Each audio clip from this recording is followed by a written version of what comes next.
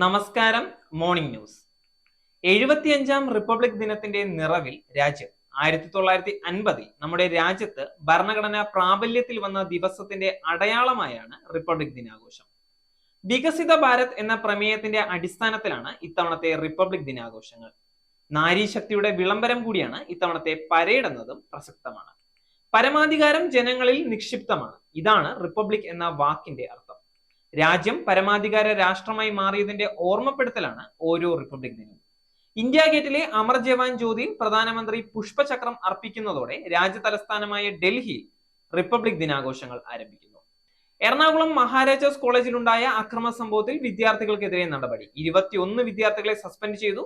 13 KSU fraternity പ്രവർത്തകരെയും 8 SFIക്കാരെയുമാണ് suspend ചെയ്തത്. അന്വേഷണ കമ്മീഷൻ റിപ്പോർട്ട് സമർപ്പിക്കുന്നത് വരെയാണ് സസ്പെൻഷൻ. ഈ കാലയളവിൽ വിദ്യാർത്ഥികൾ ക്യാമ്പസിനുള്ളിൽ പ്രവേശിക്കരുതെന്നും ഉത്തരവുണ്ട്. കഴിഞ്ഞ ബുധനാഴ്ചയാണ് കോളേജിൽ സംഘർഷം ആരംഭിച്ചത്. സംഘർഷത്തിൽ സെൻട്രൽ പോലീസ് ആകെ 8 കേസുകൾ എടുത്തിട്ടുണ്ട്.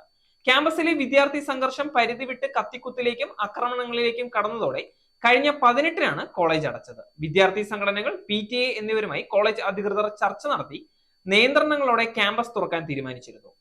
ആദ്യ ദിനം കുറച്ച് വിദ്യാർത്ഥികൾ മാത്രമാണ് ക്യാമ്പസിലെത്തിയത്.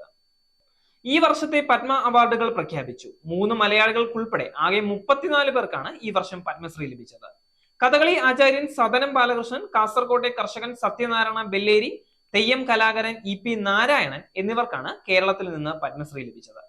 കഴിഞ്ഞ ദിവസം ഭാരത് രത്ന പ്രഖ്യാപിച്ചിരുന്നു. ബീഹാർ മുൻ മുഖ്യമന്ത്രി കർപ്പൂരി താക്കൂറിനാണ് മരണാനന്തര ബഹുമതിയായി പുരസ്കാരം ലഭിച്ചത്. കഴിഞ്ഞ ദിവസം ഭാരത് രത്ന പ്രഖ്യാപിച്ചിരുന്നു. ബീഹാർ മുൻ മുഖ്യമന്ത്രി കർപ്പൂരി താക്കൂറിനാണ് മരണാനന്തര ബഹുമതിയായി പുരസ്കാരം. ബീഹാറിൽ മദ്യനിരോധനത്തിനായും സംവരണത്തിനായും പോരാടിയ കർപ്പൂരി താക്കൂർ ബീഹാറിലെ ആദ്യ കോൺഗ്രസ് ഇതര മുഖ്യമന്ത്രിയാണ്. താക്കൂറിന്റെ 100ാം ജന്മവാർഷികത്തിന് തൊട്ടു മുമ്പാണ് ഭാരത് രത്ന പ്രഖ്യാപനം. നേരിന്റെ വാർത്തകൾ നിങ്ങളുടെ വിരൽത്തുമ്പിൽ എത്താനായി സാക് ന്യൂസ് ചാനൽ സബ്സ്ക്രൈബ് ചെയ്തും ഷെയർ ചെയ്തും ഒരു ശരിയായ മാധ്യമ നിലപാടിന് നിൽക്കാൻ ഞങ്ങൾ നിങ്ങളെ ക്ഷണിക്കുന്നു.